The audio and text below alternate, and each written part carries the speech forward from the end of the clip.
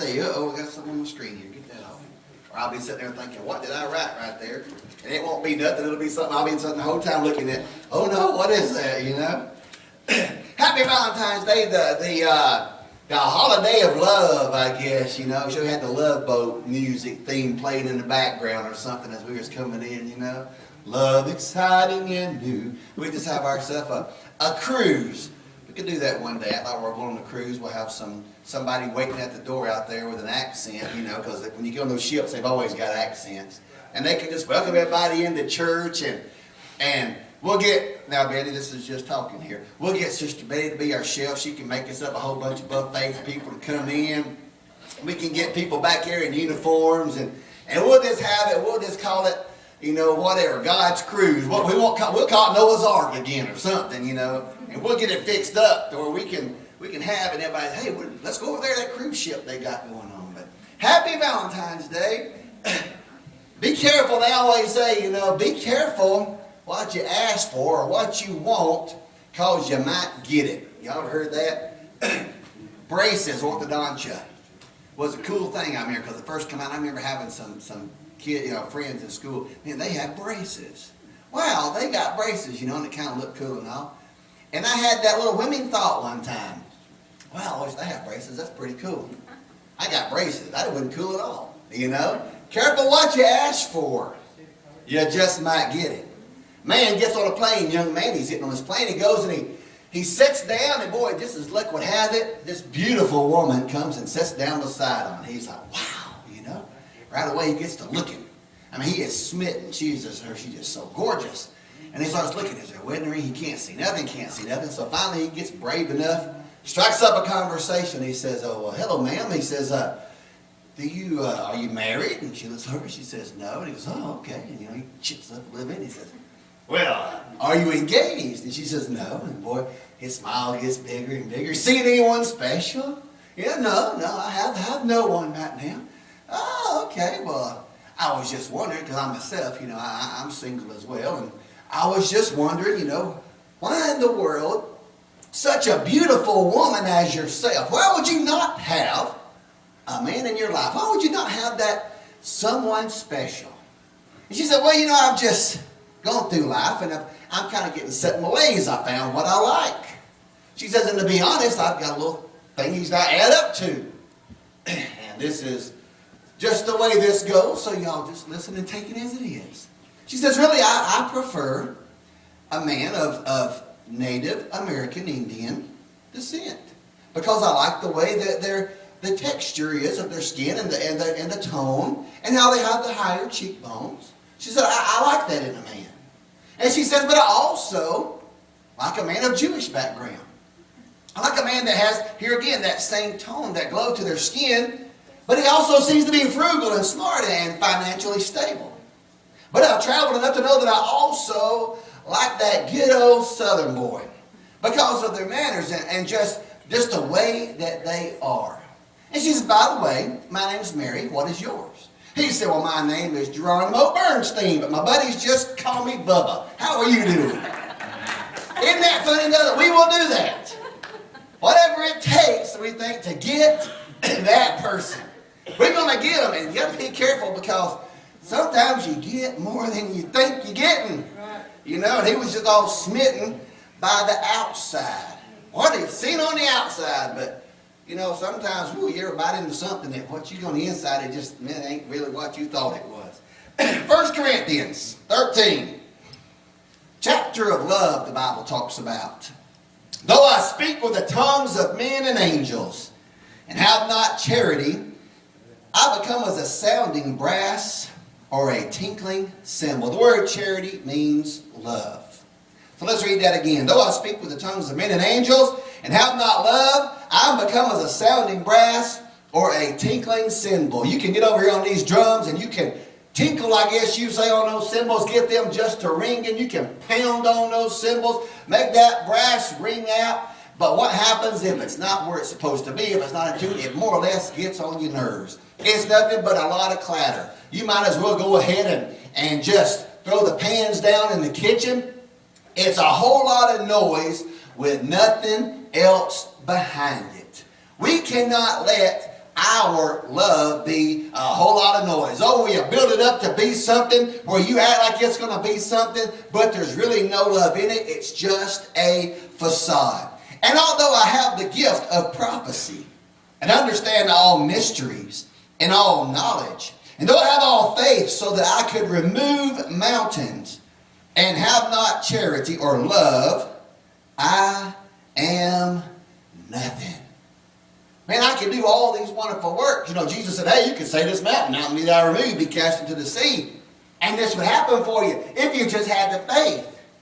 Rather than say, man, I can do all this. Paul says, I can do all of this, but if I don't have love, if I'm not acting on it in the proper way, if I don't have love working in my life, it doesn't matter if I understand the mysteries. It doesn't matter if I understand what God is telling me. It doesn't matter if my faith is strong enough to move these mountains, because without that love, I'm not what God has intended me to be.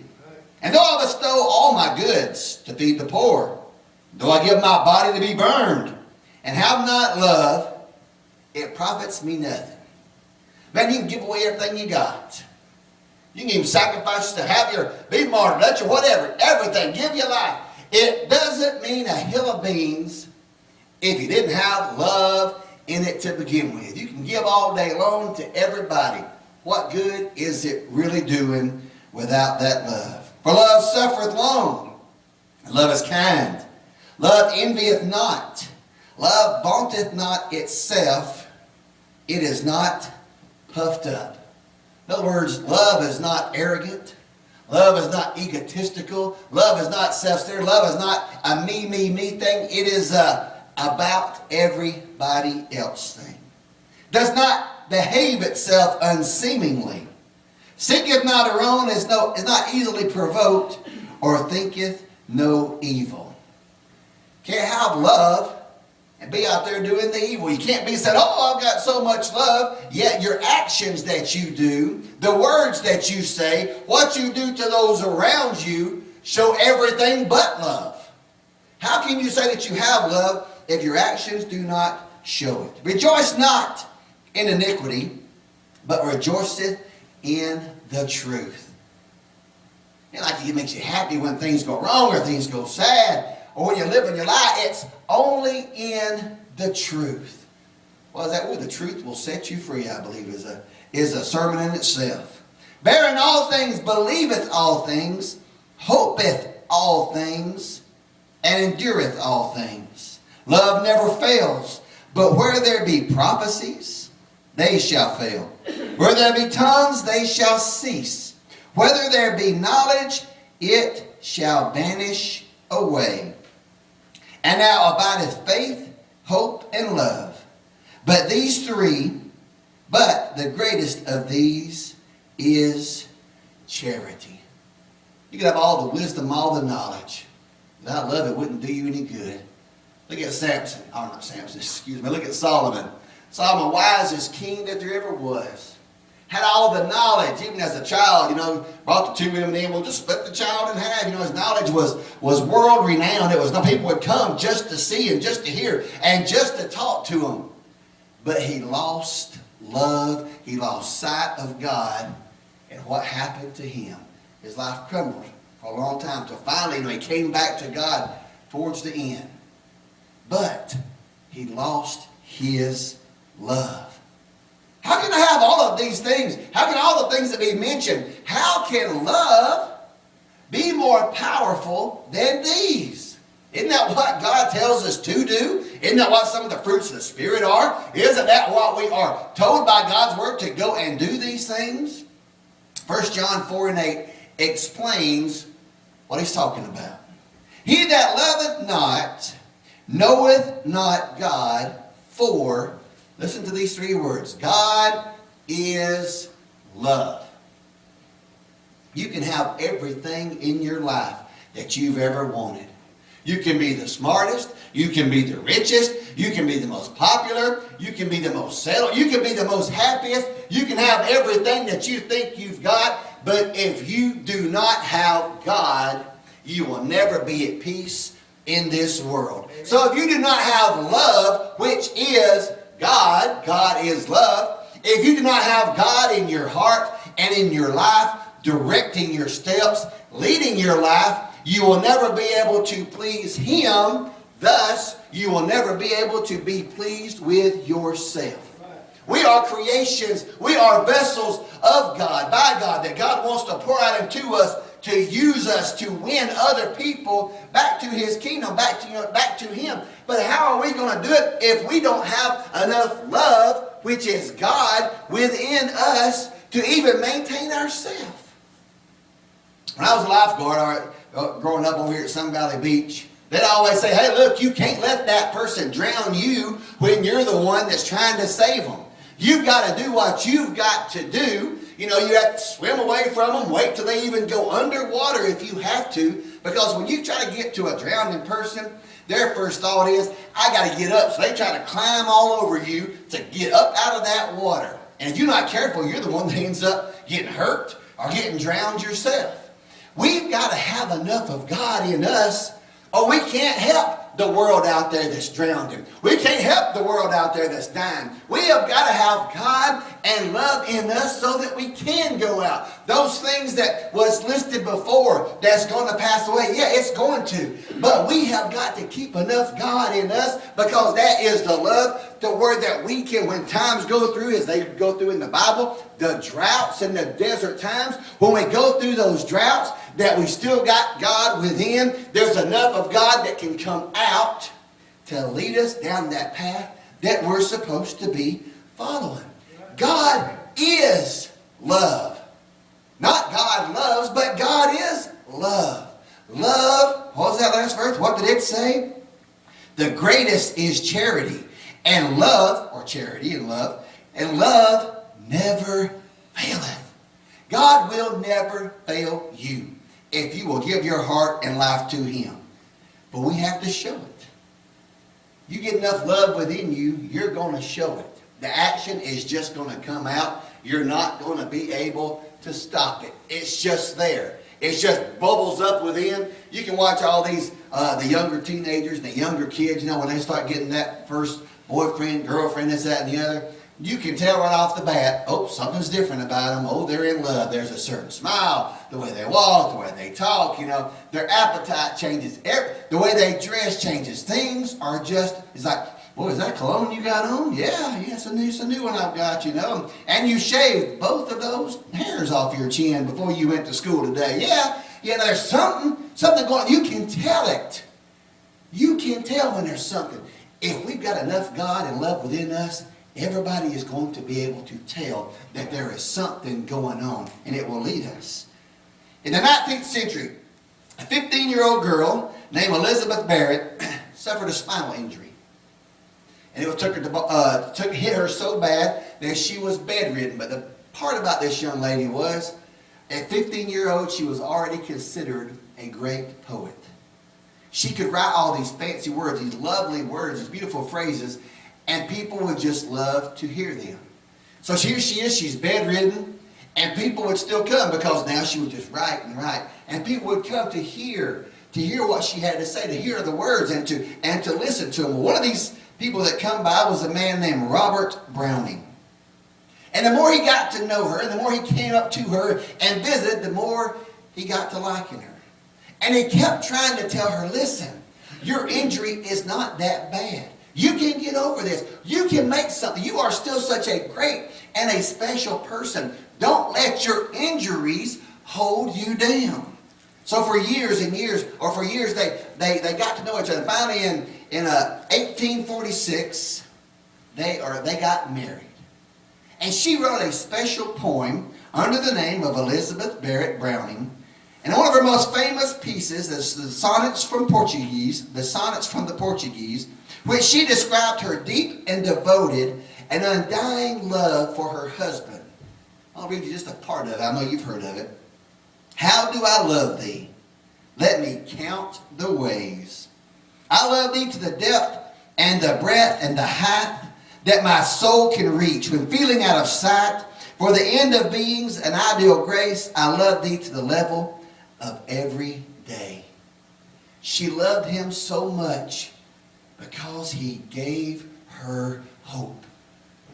He gave her a hope that she never had. He gave her a hope that nobody else could.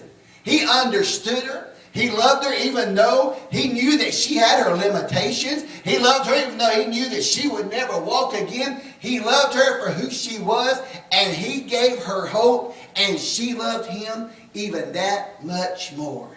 Hope and love, it kind of goes together if you think about it. I think Psalms put it this way in 39:7. And now, Lord, what shall I wait for? For my hope is in you.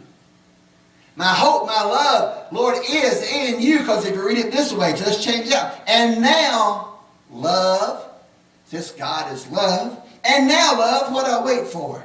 For my hope is in thee. Our hope is in love. Our hope is in God's love. Our hope is in God. But we have to hang on through the bad times. We have to hang on through the good times. You got to make the good times better and the bad times bearable. That's what love's supposed to do. You know, it's supposed to overlook and oversee. David said this when he was talking about going through the rough times in his life. He counted the ways. He said, I love thee, Lord, because he hath heard my voice and my supplication. Because he had inclined his ear unto me. Therefore will I call upon him as long as I live. The sorrows of death compassed me, and the pains of hell gat hold upon me. And I found trouble, and I found sorrow. But then I called upon the name of the Lord. O Lord, how I beseech thee, deliver my soul. Gracious is the Lord in righteousness. Yea, our God is merciful, and he helped me. With love, God helped. God brought David through what he was going through. Jesus tells us this. You've got to rely upon me.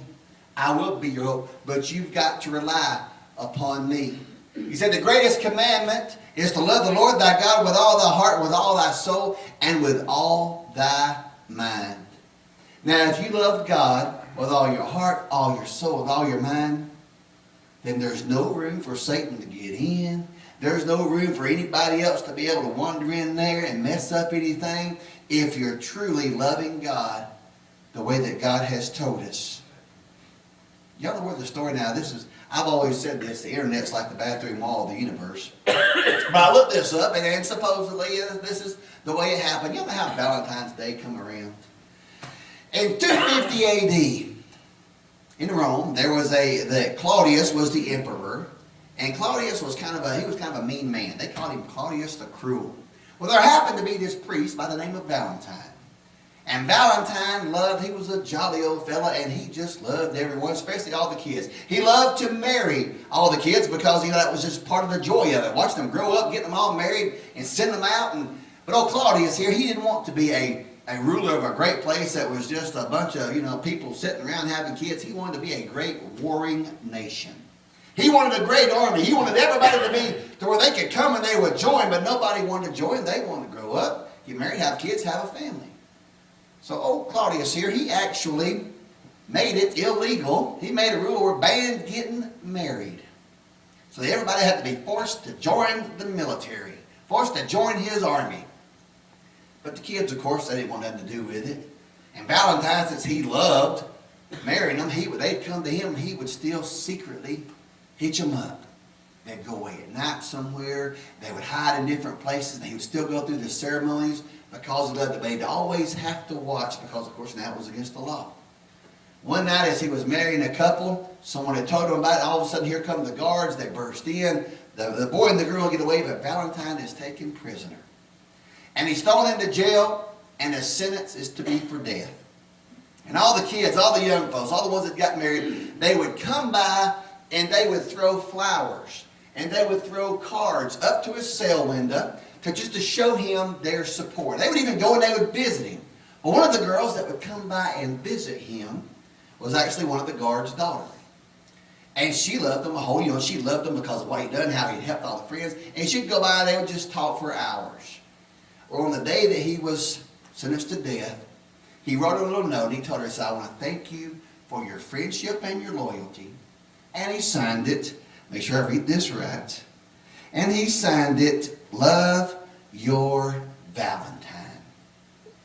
And it just so happened that it was February the 14th of 269 AD.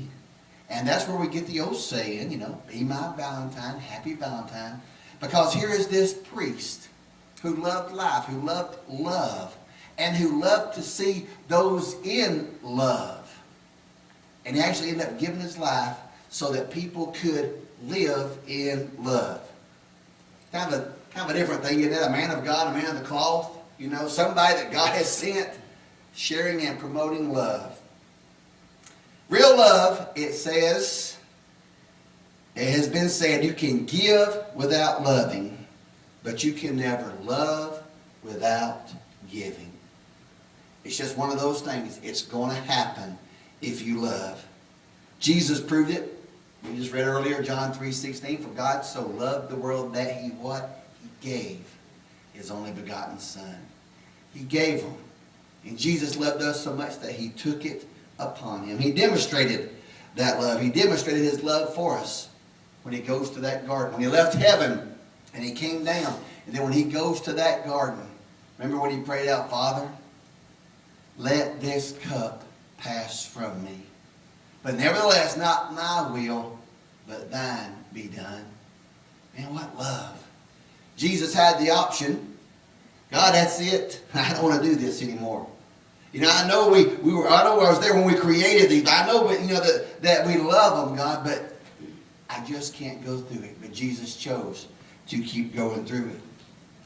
In Luke 23 and 34, it says, Then said Jesus, Father, forgive them, for they know not what they do. And they parted his raiments and they cast lots.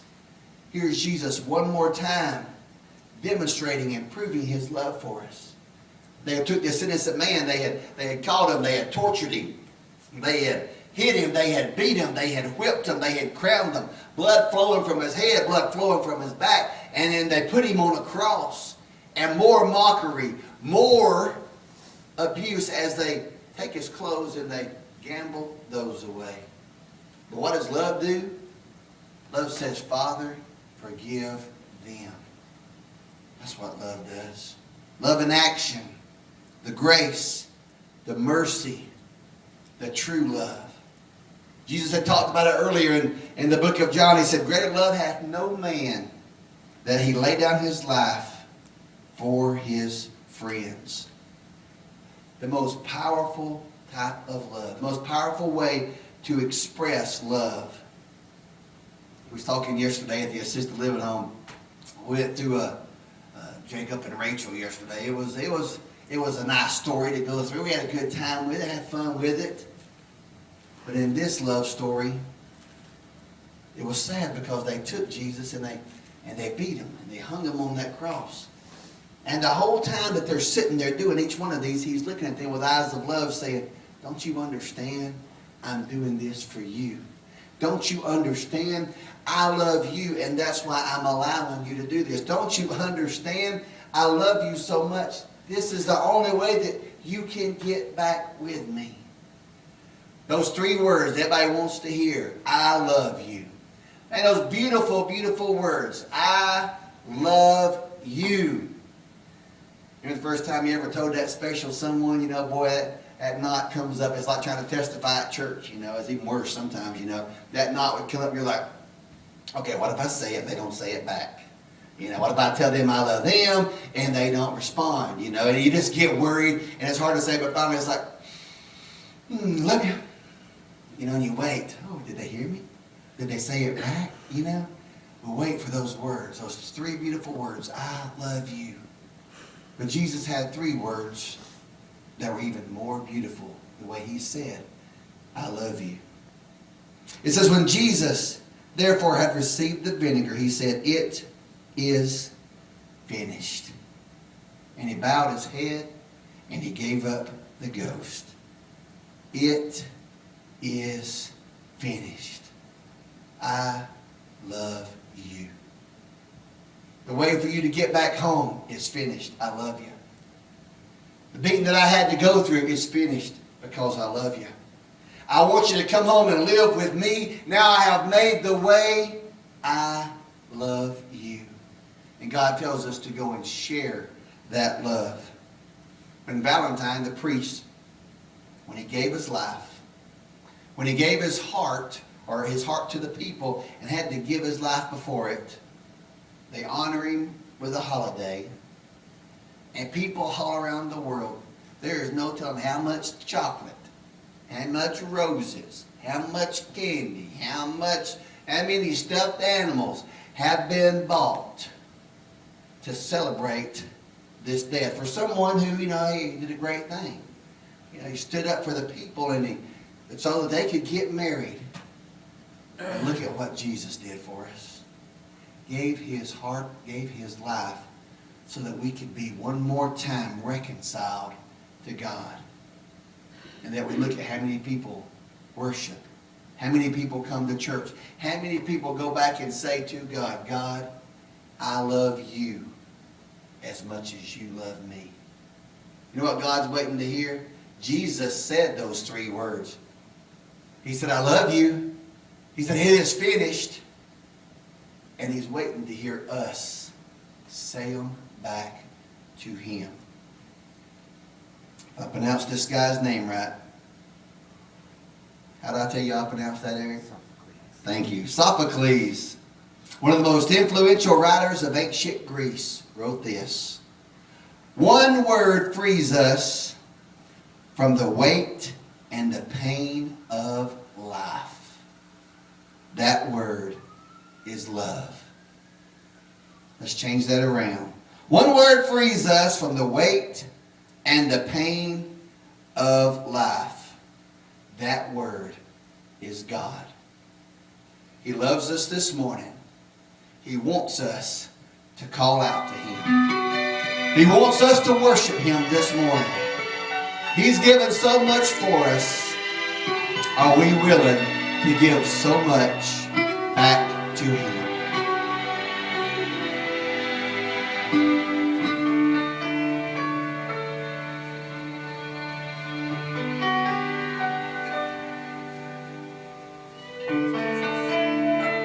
Just worship this morning. Think about what all God has done for you. They tell me Jesus died for my transgressions, and that he paid that price a long, long time ago, when he gave his life for me on a hill called Calvary. But there's something else I really want to know. Does he still feel the nails every time I feel? Does he hear the crowd cry, crucify again? Am I causing him pain? Then I know I must change. I just can't bear the thought of hurting him.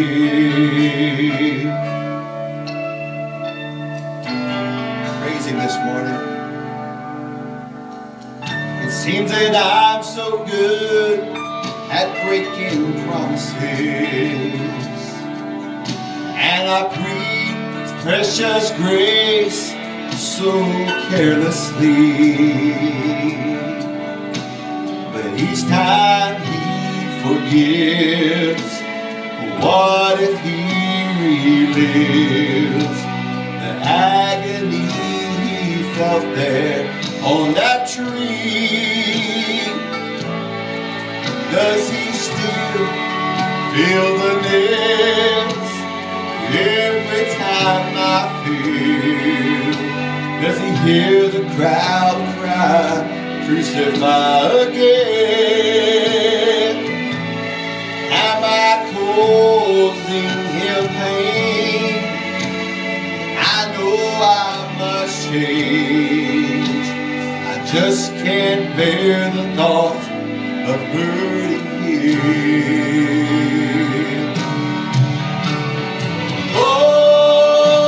Holy,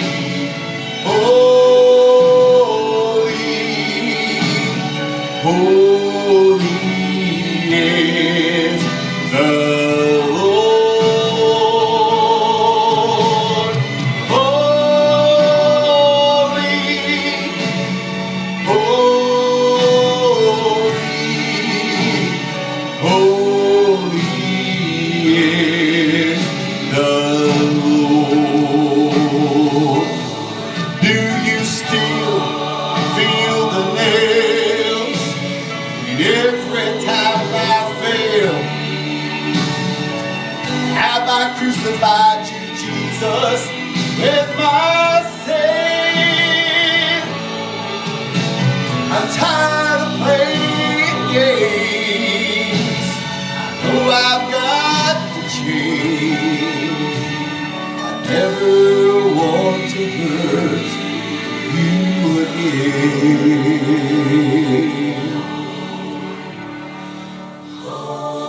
Holy, holy, holy is the Lord.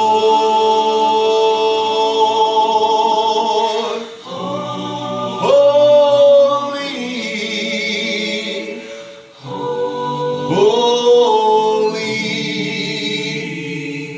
holy is the Lord.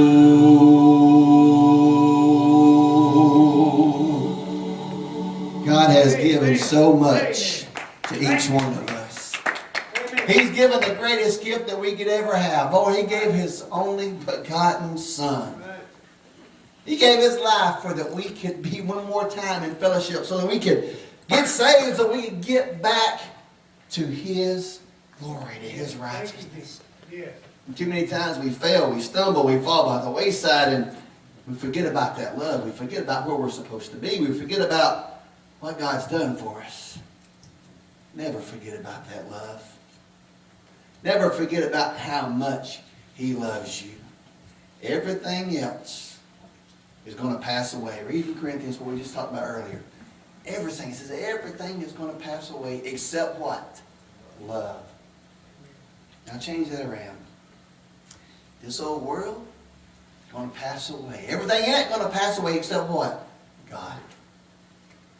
God is here for all eternity. You know what God tells us? I want that love to be in you. Then you will be with me for all eternity. He loves us so much this morning. We've got to share that love, but before we can share it, we've got to understand it. We've got to partake of it. We've got to take it in and eat it up and just know how much God truly loves us. He loves you more than you'll ever know. He loves you more than we'll ever be able to repay. He loves you because He is the definition of love. Stand to your feet.